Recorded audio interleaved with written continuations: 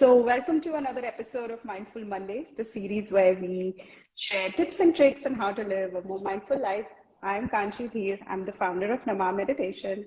Hi, I'm Akanksha. I'm a counseling psychologist. So today's topic is a very interesting and relevant one. It's about toxic positivity. So what is toxic positivity?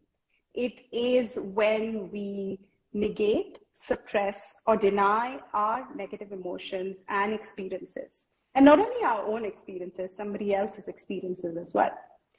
Versus, it's very different from authentic optimism, which gives context and meaning to our experiences as well as gives us hope. So for example, if Akanksha comes to me tomorrow and says, hey Kanchi, I'm having a really bad time at work, I'm not happy with there's no career progress, I don't feel supported by my colleagues or my boss, I think I'm going to quit and look for another job. And I turn around and say, hey, but you know what, just look at the bright side, at least you have a job, you know what, just think positive, everything will be fine. Now, what I've done in this instance is I have completely negated her negative experience. I have minimized her emotions. What I've also done is I have told her that, hey, you know what, whatever you're experiencing, it's invalid. Versus authentic optimism, where what I should be doing is I should have been telling her that, hey, you know what, it's all right. I understand you're going through a hard time. So let's think of ways where we can help you get a new job. At the same time, what you can do, let's talk about ways that you can make your current job or current situation better. So that is the difference between toxic positivity and authentic optimism. Absolutely, Kanchi. And I just want to put it out there that we are not a couple of negative Nancys. In fact, Kanchi and I both are strong believers on the undeniable power of positivity. But toxic positivity can be extremely harmful because it is an excessive overgeneralization of happy emotions across all types of situations, regardless of how difficult your circumstances are. And as Kanchi said, that optimism is very helpful because it is a hopefulness in positive circumstances and an improved outcome while staying grounded in reality. So you're not denying the place of pain or anger or sadness or fear in your life. Whereas toxic positivity denies these emotions, and even though these may be appropriate to the current situation that you're in. And we must remember that oversimplification of solutions and motivational pressure can have extremely harmful effects on our mental health. Now, we face toxic positivity across various situations. For example, like Kanchi said, you might be having a tough time at work and you confide in a coworker that you have an overbearing boss who's bullying you. And you might get a response like, cheer up, think somebody else has it worse than you, or you have it better than other people. Or an abuse victim might confide in a family member about the physical and mental suffering that they are going through. And they might get a response that says, be grateful for what you have. Your husband or partner is supporting you financially.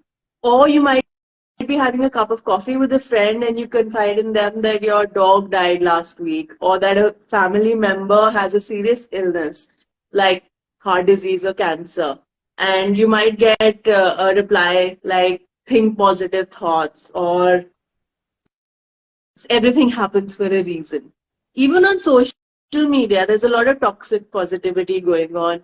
For example, you might share something sad or vulnerable online, and the kind of comments you get are, happiness is a choice, or don't worry, be happy. Now, we face these kind of situations in all areas of our life. And these kind of comments are not only not helpful to your situation, but they can be extremely harmful, and sometimes they can be downright cruel. because they minimize and invalidate your emotions and experiences, and they discourage you to face the challenges that are in your life. Not only that, they also shame us into thinking that our feelings are unacceptable, or they cause guilt by telling us that if we don't feel positive about the situation we are in, we're doing something wrong. And even more, it prevents growth, because if you don't deal with these challenging emotions, you are denying yourself deeper insight into your life and your behavior. Now, in 2006, there was a study done by Campbell, Sills, and colleagues, and the research shows that the more we try to suppress negative emotions, the more they have a negative impact on our physiological and psychological well-being. So, denying any attempt to deny or suppress or escape from these negative emotions only backfires, and we must face and deal with these challenging emotions in order to accomplish anything worthwhile in our lives. So of course, one of the tools that we use to deal with toxic positivity is mindfulness, because it helps you to be grounded in the situation. It helps you to be empathic towards the person you're talking to and understand what they're going through. Apart from this, Kanchi is going to share some more antidotes to toxic positivity. So, Kanchi, do you want to take it? Yes, sure. So journaling is what works very well. So, just writing down your thoughts and feelings about a certain situation. And that helps you see the bigger picture, or a 360-degree view of the situation. Of course, meditation is great. And that's why at Nama, we always say that you should never try to control your thoughts. You should never try to control your emotions or negative feelings. Or any feelings, actually, positive or negative. You should just sort of let them pass you by, and process them. If anybody is telling you that they can, bring you results when you do certain things overnight, just take that with a pinch of salt, because, the first step in really acknowledging or changing your life is acknowledging your negative emotions and processing them, dealing with them, and that takes time. It's not an overnight process. Another thing that works for me is when I'm having a bad day or when I'm feeling sad about something, I ask myself, okay, how much time do I need to deal with this? And usually I get, the answer comes, and whether it's 5 minutes, whether it's 1 day, 2 days, a few hours, and I give myself that time. But having said that, I do want to reinstate what Akanksha said earlier. It's that we're not saying that you should sort of sit and marinate in your despair. No, not at all. But what we are saying is acknowledge it, and not only acknowledge your own negative feelings, acknowledge other people's negative feelings when they come to you. So when somebody comes and says, hey, I'm having a bad day, or, this happened to me. I mean, say more than when life gives you lemons, make lemonade, or just smile, you'll be fine. And of course, all of this comes from a good intent. It comes from, the fact that we want to motivate and, be there for the people that we care about. But I think it helps now to just be mindful of what we say and how we say it, so that we don't diminish what everybody else is or the other person is feeling. Absolutely, I agree. And not every situation is positive, and not every situation requires you to be positive. Sometimes it's okay not to be okay. And we need, like Kanchi said, we need to acknowledge it. Only once we acknowledge it can we learn how to deal with it. Can we come up with strategies to overcome these situations and emotions and experiences in our lives. Yeah.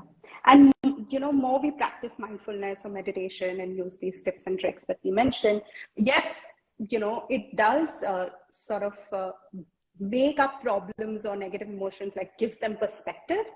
So something that seemed like a big deal before you started doing these, practices may not be that big a deal now. You're equipped to handle it better, but doesn't mean that, you totally negate it. So I think that is another key takeaway. So what else have you heard? What do you consider toxic positivity? Let us know in the comments. And if you have any questions, concerns, tips, tricks, anything you want to share, we're always all ears. If not, then have a wonderful week. Merry Christmas. Bye. Merry Christmas. Bye.